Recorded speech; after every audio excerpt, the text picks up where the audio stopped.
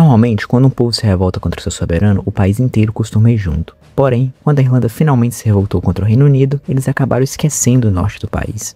Esse pedacinho ao norte da Irlanda, chamado de Irlanda do Norte, continua pertencendo ao Reino Unido até os dias de hoje, mesmo já tendo feito parte da Irlanda no passado. O que gera uma pergunta óbvia: por quê? Por que a Irlanda não anexou a Irlanda do Norte durante seu processo de independência? Primeiramente, vamos precisar voltar bastante no tempo para entender essa questão, mais especificamente no século XVII. Durante o século XVII, o trono real dos ingleses e escoceses era liderado por um mesmo homem, James I. James I era também considerado o rei da Irlanda, por mais que o controle que ele possuía da ilha na época não era tão grande. Mas claro, ele queria mais que isso. James queria aumentar o controle que possuía na Irlanda. Porém, o grande problema era que ele era um rei protestante, enquanto a maior parte dos irlandeses eram católicos, o que poderia tornar o controle da região difícil, já que a população estaria mais disposta a escutar as ordens do Papa em Roma do que as dele. Então, para tentar resolver isso, ele toma terras ao norte da Irlanda e dá a colonos protestantes, uma ação que com o passar dos séculos mudou totalmente a demografia religiosa no norte. Além disso, a minoria protestante na Irlanda passou a ter muito mais direitos do que a maioria da população católica. Por exemplo, apenas os protestantes poderiam participar da política local, além de que os católicos não podiam ter terras e nem mesmo praticar sua fé publicamente se não quisessem ser perseguidos.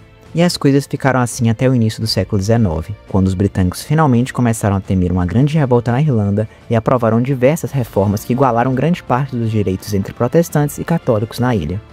Mas os irlandeses ainda não estavam satisfeitos. No início dos anos 1860, o movimento Home Rule ficou muito popular na Irlanda, que basicamente queria que a Irlanda continuasse fazendo parte do Reino Unido, porém ter autonomia sobre a elaboração e aplicação das leis locais.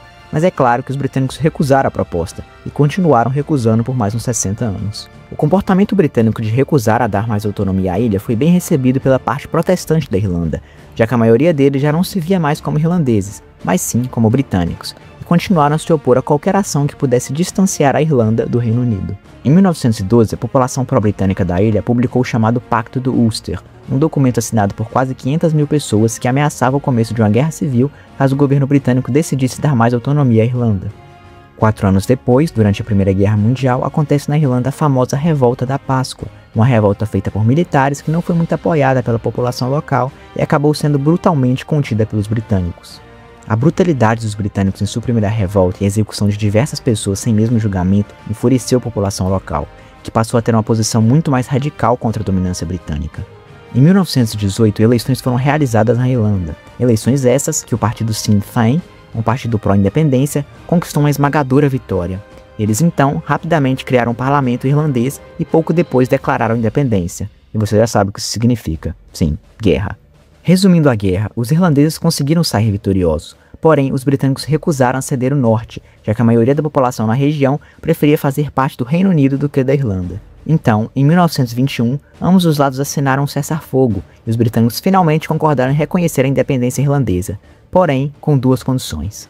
A primeira era que a Irlanda deveria concordar em os britânicos manterem o norte, e a segunda que o rei britânico deveria continuar sendo considerado o rei da ilha. Já muito desgastado com a guerra, o governo da Irlanda aceitou essas demandas, o que causou uma guerra civil na ilha, entre a população pró-tratado, que no caso aceitava ceder a Irlanda do Norte, e a população anti-tratado, que insistia que a luta deveria continuar até a Irlanda estar completamente unida. No fim, o lado pró-tratado venceu a guerra civil, e a partir desse ponto, a ilha passou a ser dividida entre as 2 nações, a Irlanda e a Irlanda do Norte, que fazia parte do Reino Unido. E, tirando uma proposta enviada por Churchill bêbado em 1941, nunca mais se falou em reunificação. E talvez você se pergunte, por que essas fronteiras foram escolhidas para dividir a Irlanda? Bem, basicamente porque esse era o máximo de território que o Reino Unido conseguiria controlar, mantendo uma maioria pró-britânica. Caso eles quisessem mais, eles arriscariam ter uma maior população a favor da independência, e mesmo que quanto mais território melhor, os britânicos preferiam não correr esse risco.